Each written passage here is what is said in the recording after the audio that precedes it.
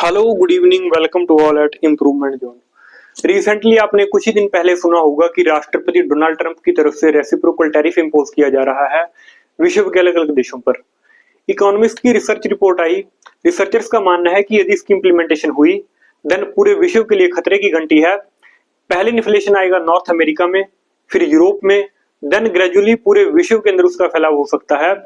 As well as GDP will also be shrink. Tariff का मतलब है कि जब किसी देश के द्वारा किसी दूसरे देश के इंपोर्टिंग गुड्स पर टैक्स लगाया जाता है उसे कहा जाता है tariff. Tax word with in a country use किया जाता है, यानी कि जब इंटरनली किसी भी कंट्री के अंदर गवर्नमेंट, जैसे कि जीएसटी टैक्स हो गया या फिर इनकम टैक्स हो गया, आप फॉर एग्जांपल किसी रेस्टोरेंट वगैरह में खाना खाते हैं या फिर कहीं शॉपिंग करते हैं, यदि आप बिल को ध्यान से देखते हैं तो आप जीएसटी पे करते हैं और अब अपनी इनकम पर भी आप टैक्स पे करते हैं, सेल्स टैक्स पे करते हैं। उस तरह टैक्स वर्ड का यूज किया जाता है इंटरनली किसी भी देश के अंदर। टैक्स की हाई क्वालिटी आप मान सकते हैं टैरिफ, यानी कि इंटरनेशनल लेवल पर जब किसी एक देश के द्वारा दूसरे देश के सामान पर जो उस देश के अंदर एंट्री कर रहा है उसके ऊपर जो टैक्स लगाया जाता है उसको कहा जाता है टैरिफ। इसी तरह एक वर्ड है रेसिप्रोकल टैरिफ। इसका मतलब है कि जब सामने वाली कंट्री जिसके ऊपर टैरिफ लगाया गया है, जब वो कंट्री भी रिटेलिएट करे यानी कि बदले में उतना ही टैरिफ लगाए, उसको कहा जाता है रेसिप्रोकल टैरिफ। हालांकि टैरिफ कैन बी हाईली और इक्वली। फिर रेसिप्रोकल टैरिफ से ही जन्म होता है ट्रेड वॉर का। जब कॉन्टिन्यूसली टैक्स इंपोज किया जा रहा है दोनों ही कंट्रीज के द्वारा एक दूसरे के ऊपर, उसको कहा जाता है ट्रेड वॉर। ट्रंप की तरफ से अनाउंसमेंट की गई 2 अप्रैल को कि as a liberation day celebrate किया जाएगा अमेरिका के अंदर। उनका मानना है कि रीबर्थ हुआ है अमेरिकन इंडस्ट्रीज का। ट्रंप की तरफ से बयान दिया गया कि पूरे विश्व भर के देशों ने अमेरिका को एक्सप्लॉइट किया है पिछले कुछ वर्षों से। इतना भयंकर टैरिफ लगा दिया, जबकि अमेरिका की तरफ से 5 to 10% तक ही टैरिफ रखा गया था बाकी देशों पर। तो ट्रंप की तरफ से कहा गया कि चाहे कोई भी देश हो, किसी भी देश का कोई भी सामान आ रहा है अमेरिका के अंदर, जिसकी भी एंट्री होगी उस पर मिनिमम टैक्स होगा 10% तक। और यदि ऑटोमोबाइल से रिलेटेड प्रोडक्ट्स हैं, यानी कि जो गाड़ियों के पार्ट्स वगैरह होते हैं, उस पर मिनिमम टैक्स होगा 25%। आपने न्यूज में भी देखा होगा कि ट्रंप एक बड़ा सा चार्ट लेकर दिखाई दे रहे थे कि बता रहे थे कि विश्व भर में किन किन देशों पर कितना टैरिफ लगाया गया है, जिनमें सबसे ज्यादा टैरिफ लगाया है चाइना पर। चाइना की तरफ से टैरिफ लगाया गया था 67%। यूएसए की तरफ से आधा टैरिफ लगाया गया है। ट्रंप की तरफ से कहा गया कि तुमने जो इतना टैरिफ लगाया है फिलहाल के लिए हम कम से कम आधा टैरिफ तो लगाएंगे ही। और इंडिया पर टैरिफ लगाया गया 26%। अमेरिकन रिपोर्ट्स का मानना है कि इंडिया की तरफ से जो टैरिफ था वो था 52%, जो कि ये आंकड़ा सही नहीं है। हालांकि अमेरिकन प्रेसिडेंट की तरफ से बयान भी दिया गया कि जो प्रधानमंत्री नरेंद्र मोदी हैं उनके साथ मेरी अच्छी दोस्ती है, लेकिन फिर भी टैरिफ तो लगेगा।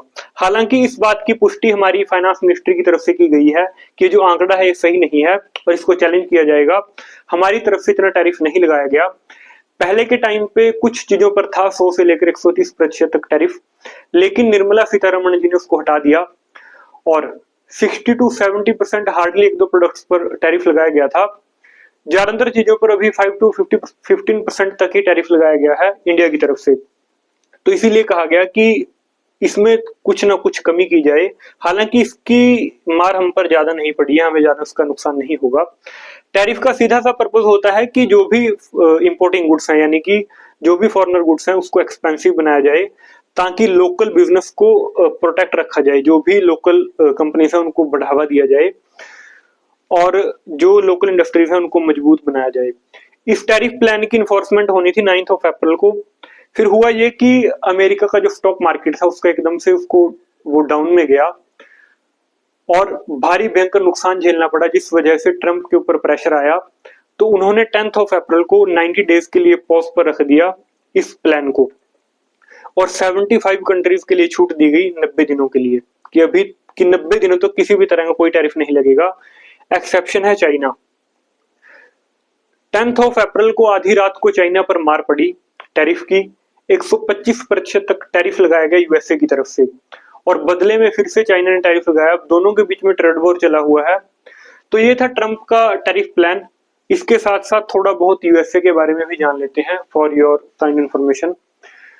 जिस तरह ब्रिटेन ने हम पर कब्जा किया काफी सालों तक, धन लूटा गया। इसी तरह ब्रिटेन का बहुत ही काला इतिहास रहा है।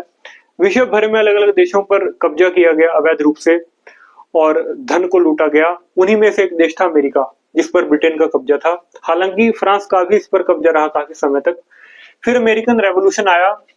फाइनली 4 जुलाई 1776 को अमेरिका को इंडिपेंडेंस मिलती है और कॉन्स्टिट्यूशन बनता है 1787 में, जिसकी इन्फोर्समेंट हुई 1789 में। फर्स्ट रिटन कॉन्स्टिट्यूशन था अमेरिका का। टोटल 4 पार्ट्स हैं, 7 आर्टिकल्स हैं, 27 ही अमेंडमेंट हुई हैं अभी तक। यानी कि इतना हार्डेस्ट कॉन्स्टिट्यूशन है। आप देख सकते हैं कि अभी तक 27 अमेंडमेंट हुई हैं।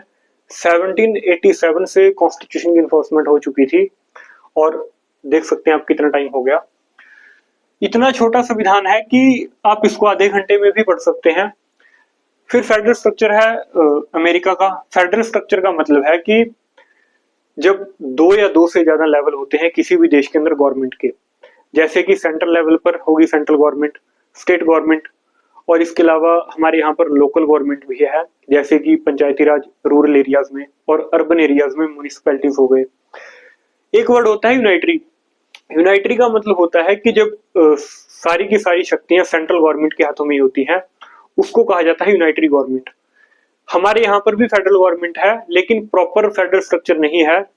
ड्यूरिंग इमरजेंसी और किसी भी आपदा में यूनाइटरी में चेंज हो जाता है हमारे देश का स्ट्रक्चर। लेकिन अमेरिका का प्रॉपर फेडरल स्ट्रक्चर है। पावर्स को एलोकेट किया गया है सेंटर और स्टेट के बीच में। प्रेसिडेंशियल फॉर्म ऑफ गवर्नमेंट है अमेरिका में, यानी कि स्टेट का हेड और गवर्नमेंट का हेड प्रेसिडेंट होगा। यहाँ पर सारी की सारी शक्तियां प्रेसिडेंट के हाथों में रहेंगी। हमारे यहाँ पर पार्लियामेंट्री गवर्नमेंट है, यानी कि नॉमिनल हेड होगा स्टेट का प्रेसिडेंट, और जो लेजिस्लेटिव पावर्स हैं यानी कि वास्तविक जो शक्तियां हैं वो होती हैं प्राइम मिनिस्टर के पास। जिस तरह हमारे यहाँ पर 3 ऑर्गन्स हैं कॉन्स्टिट्यूशन के, इसी तरह अमेरिका के अंदर भी हैं।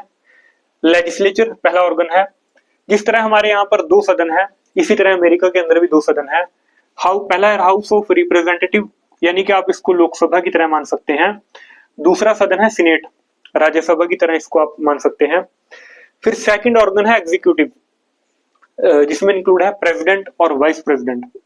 फिर थर्ड है जुडिशरी। जुडिशरी इंडिपेंडेंट है। हमारे यहाँ की जुडिशरी भी इंडिपेंडेंट है। इंडिपेंडेंट जुडिशरी का मतलब है कि किसी भी तरह से लेजिस्लेचर और एग्जीक्यूटिव की इंटरफेरेंस नहीं होगी जुडिशरी के किसी भी मैटर्स में। लेकिन हमारे यहाँ पर जो जुडिशरी है वो है इंटीग्रेटेड, और यहाँ पर है ड्यूल सिस्टम का कंसेप्ट। इंटीग्रेटेड जुडिशरी का मतलब है कि जो फाइनल अपीलेट कोर्ट है वो सुप्रीम कोर्ट है। हमारे यहाँ पर सिर्फ एक ही कोर्ट है। हालांकि प्रेसिडेंट साहब के पास भी माफीनामे की गुहार लगाई जा सकती है सुप्रीम कोर्ट के डिसीजन के अगेंस्ट, लेकिन वो एक अपील नहीं मानी जाएगी, वो एक लिटिगेशन हो सकती है। लेकिन अमेरिका के अंदर ड्यूल सिस्टम का कंसेप्ट है। ड्यूल सिस्टम का मतलब है दोहरी व्यवस्था, यानी कि टोटल 50 स्टेट्स हैं अमेरिका के अंदर। सभी स्टेट्स के अपने लॉ हैं और अपने कॉन्स्टिट्यूशन है, और सभी के पास अपना अपना सुप्रीम कोर्ट है, यानी कि उनका फाइनल अपीलेट जो कोर्ट है वो सुप्रीम कोर्ट है, हर स्टेट का अपना। इसी तरह सेंट्रल लेवल पर एक सुप्रीम कोर्ट है, वो सेंट्रल लेवल के मैटर्स को डील करता है, और वो सेंट्रल लेवल के मैटर्स के लिए फाइनल अपीलेट कोर्ट है सुप्रीम कोर्ट, जो कि सेंट्रल लेवल पर है। इसी तरह ड्यूल सिस्टम हो गया अमेरिका में। फिर जुडिशियल रिव्यू का कंसेप्ट है। जुडिशियल रिव्यू का मतलब है कि सरकार किसी भी तरह का एक्ट बनाती है तो जुडिशरी के पास ताकत है, उसमें इंटरफेरेंस कर सकती है और उस लॉ को चेक कर सकती है। यदि कोई कॉन्स्टिट्यूशनल एरर है उसमें, तो उसको अनकॉन्स्टिट्यूशनल करार किया जा सकता है जुडिशरी की तरफ से। 2 ही पार्टियां हैं यूएसए के अंदर, रिपब्लिकन और डेमोक्रेटिक पार्टी। करंट में गवर्नमेंट है रिपब्लिकन पार्टी की। प्रेसिडेंट है डोनाल्ड ट्रंप, जो कि 47 नंबर के प्रेसिडेंट है।